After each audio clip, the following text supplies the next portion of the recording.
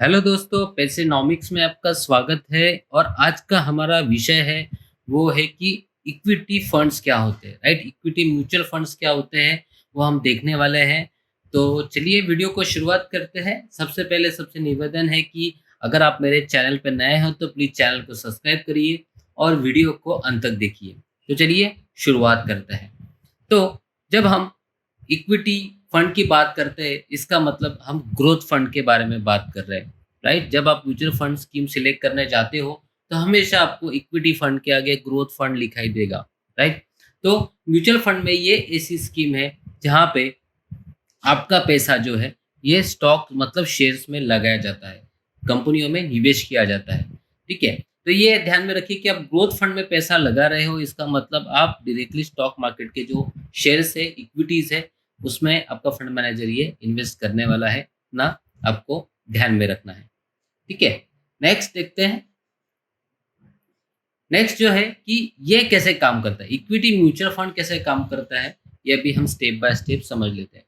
सबसे पहले जो आपसे पैसा लिया जाता है, जो फंड मैनेजर आपसे जो फंड पूल करता है सब इन्वेस्टर से, इसका जो है 60%, ओके, सबसे मतलब मिनिमम 60% और उससे ज़्यादा अगर वो मार्केट में निवेश कर रहा है तो समझ जाइए आपका ये जो फंड है ये इक्विटी म्यूचुअल फंड है। मतलब इतना आपको ध्यान में आ जाएगा कि आउट ऑफ 100% जो इन्वेस्टमेंट है, ये 100% में इन्वेस्टमेंट से मोर देन 60% इन्वेस्टमेंट ये इक्विटीज में म्यूचुअल फंड मैनेजर जो है ये इन्वेस्ट निवेश करता है, ठीक है।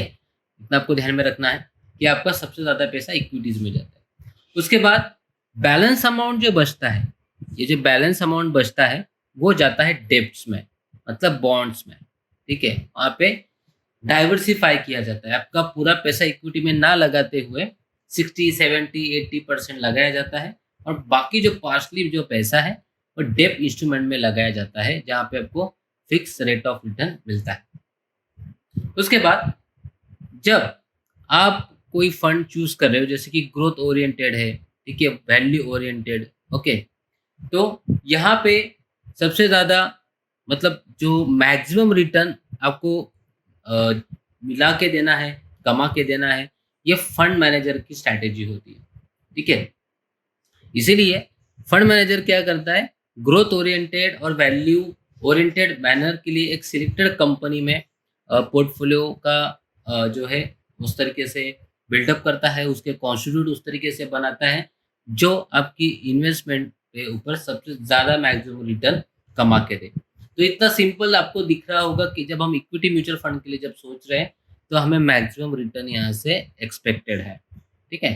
तो इतना आपको ध्यान में रखना है। Next, types of mutual fund, मतलब इक्विटी म्यूचुअल फंड्स के भी टाइप्स होते हैं, ठीक है, वो अभी हम स्टेप बाय स्टेप देख लेंगे। सबसे पहले कैटेगरी वाइज मतलब थेम एंड सेक्टरियल फंड, जैसे कि बैंकिंग फाइनेंस हो गया, आईटी सेक्टर हो गया, फार्मा सेक्टर हो गया। अलग अलग सेक्टर के इक्विटी फंड भी आप ले सकते हो।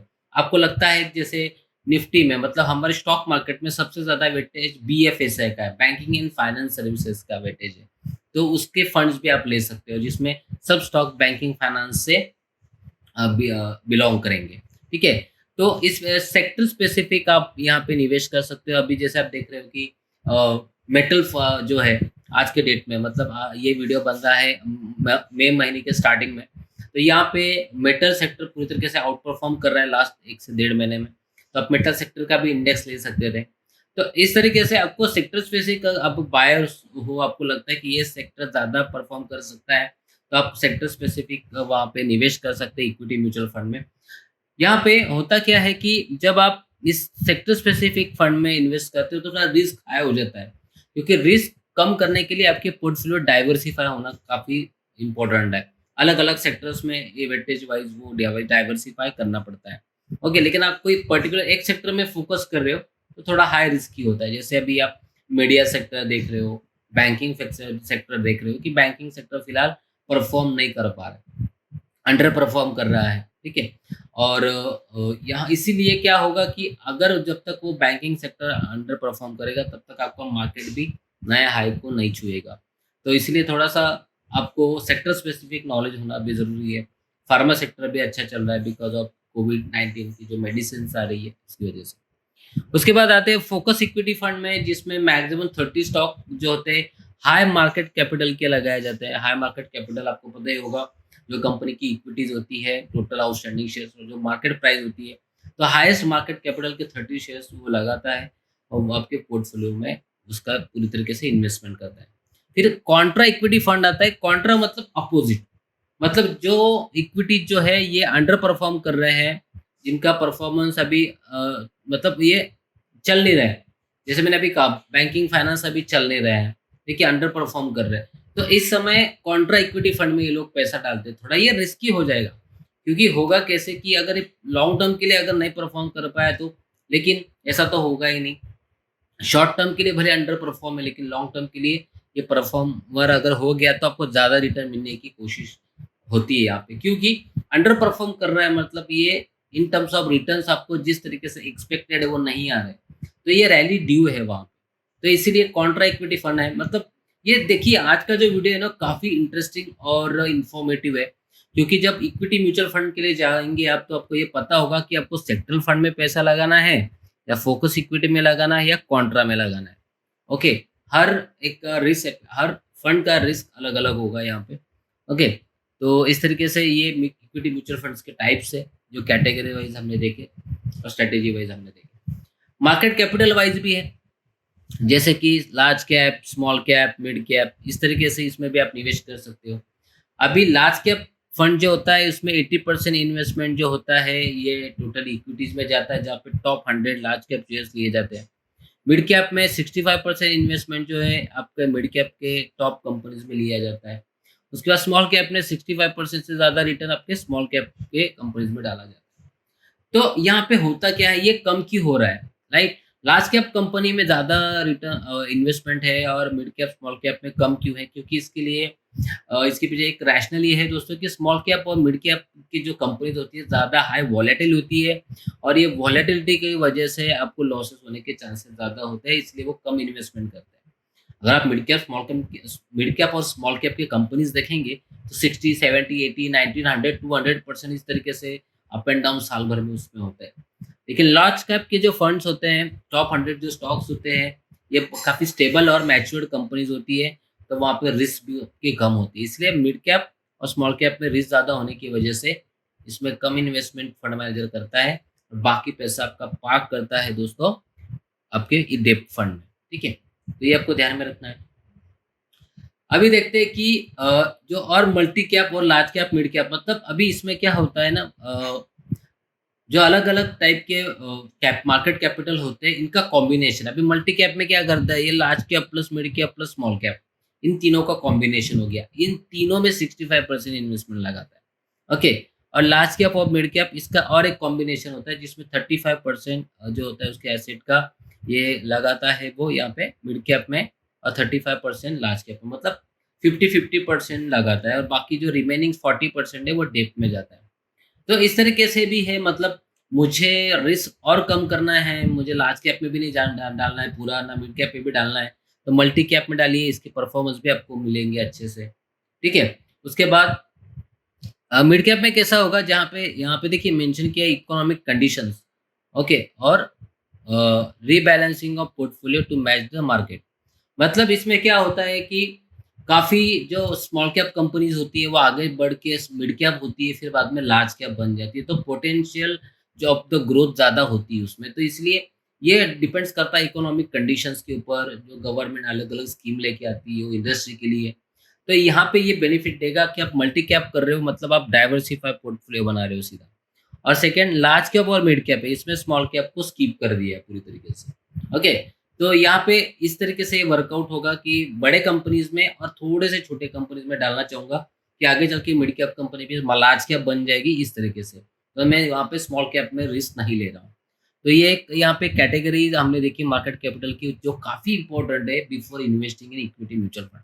अभी टैक्स ट्रीटमेंट समझ लेते हैं। टैक्स ट्रीटमेंट ज़्यादा इंपॉर्टेंट है, क्योंकि हमारे पास जो इन्वेस्टमेंट होती है उसके ऊपर रिटर्न जो मिल रहे हैं तो टैक्सेबल है कि नहीं, तो उसके लिए कौन से स्कीम में हमने लगाना चाहिए, ये समझना काफ़ी इंपॉर्टेंट है। एक्चुअली टैक्स ट्रीटमेंट के लिए भी मेरे पास वीडियो है, वो भी आप रेफर कर सकते हो, या यहाँ पे मैं आपको शॉर्टकट में बताने की कोशिश करूँगा, काफ़ी लंबा वीडियो बन जाएगा नहीं तो। तो टैक्स ट्रीटमेंट के लिए आपको करना क्या है फिर ELSS equity link mutual fund को आपको प्रेफ़र करना है, जहाँ पे मैक्सिमम टैक्स बेनिफिट आपको 1.5 लाख तक मिल सकता है अंडर सेक्शन 80C, जिसमें आपका मिनिमम इन्वेस्टमेंट 80% जो होता है ये इक्विटीज़ में होता है, इक्विटी रिलेटेड इंस्ट्रूमेंट में होता है और बाकी इसका जो इम्पोर्टेंट एक टर्म है जी कि 3 साल के लिए आपको ये लॉक करना पड़ता है। आप उसके पहले इसको विथड्रॉ नहीं कर सकते। ओके, तो ये ईएलएसएस वाले जो होते हैं ये पूरी तरीके से टैक्स फ्री होते हैं, ध्यान रखिए। लेकिन 1.5 लाख रुपया ही आपको मैक्सिमम इन्वेस्टमेंट जो आप करोगे उसका ही बेनिफिट वहाँ पे मिलता है। फिर बाद में नॉन टैक्स सेविंग फंड होता है, तो ईएलएसएस छोड़ के जितने सारे भी इक्विटीज़ फंड है सब टैक्सेबल है। ओके, फिर उसके ऊपर आपको कैपिटल टैक्स लगेगा, कैपिटल गेन टैक्स लगेगा। ठीक है, तो इसके ऊपर वीडियो बनाई है मैंने, वो आप रेफर कर सकते हो कि टैक्स ट्रीटमेंट इक्विटीज में है क्या। उसके बाद equity funds are either active और पैसिव। यहाँ पे देखिए इसके दो प्रकार होते हैं, एक्टिव और पैसिव। इक्विटी फंड्स के दो प्रकार होते हैं, एक्टिव और पैसिव। तो वे कैसे काम करते हैं वो हम देखते हैं। सबसे पहले एक्टिव फंड समझ लेते हैं। एक्टिव फंड्स मतलब क्या, जहाँ पे फंड मैनेजर जो है ये खुद फंड मैनेज करता है, खुद कंपनी सिलेक्ट करता है, कंपनी के परफॉर्मेंस देखता है और तब जाके आपका पैसा लगाता है, इसलिए इसको एक्टिव फंड कहते हैं। वहाँ पे फंड मैनेजर इसको पूरी तरीके से मैनेज करता है, उसका रिसर्च करता है, उसके पास टीम होती है पूरी तरीके से रिसर्च के लिए। सेकेंड होता है पैसिव फंड। पैसिव फंड में कोई फंड मैनेजर को फंड मैनेज करने की जरूरत नहीं होती है, क्योंकि ये जो फंड होते हैं डायरेक्ट इंडेक्स बेस्ड बनाए होते हैं, जैसे निफ्टी 50, सेंसेक्स 30, इस तरीके से। तो जैसे इंडेक्स एक्सचेंज में बनाए हुए हैं तो डायरेक्टली वहाँ पे डायरेक्टली वो पैसा आपका पार्क करता है, तो वहाँ पे दिमाग लगाने की कोई जरूरत नहीं पड़ती उसको। इसलिए ये डिफरेंस है पैसिव और एक्टिव इन्वेस्टमेंट में। तो ये ध्यान रखिए, एक्टिव इन्वेस्टमेंट मतलब ये परफॉर्मेंस दे के इन्वेस्ट करेगा और पैसिव इन्वेस्टमेंट मतलब जो अभी चल रहा है मार्केट उस तरीके से आपका पैसा वो मार्केट में निवेश करेगा, तो वहाँ पे उसको कुछ अलग से स्टडी करने की जरूरत नहीं पड़ती दोस्तों। तो ये बड़ा एक फ़र्क होता है। और पैसिव इन्वेस्टमेंट एक्चुअली ये आपको देखने को मिलेगा ईटीएफ में। तो ईटीएफ की भी वीडियोज़ अवेलेबल है, आप देख सकते हो मेरे चैनल के ऊपर। और म्यूचुअल फंड क्या है ये भी अभी हम देख ही रहे हैं, तो इसके भी अलग-अलग टाइप्स के भी वीडियोज़ अपने पास अवेलेबल है। तो ये डिफरेंस होता है एक्टिव और पैसिव इन्वेस्टमेंट्स।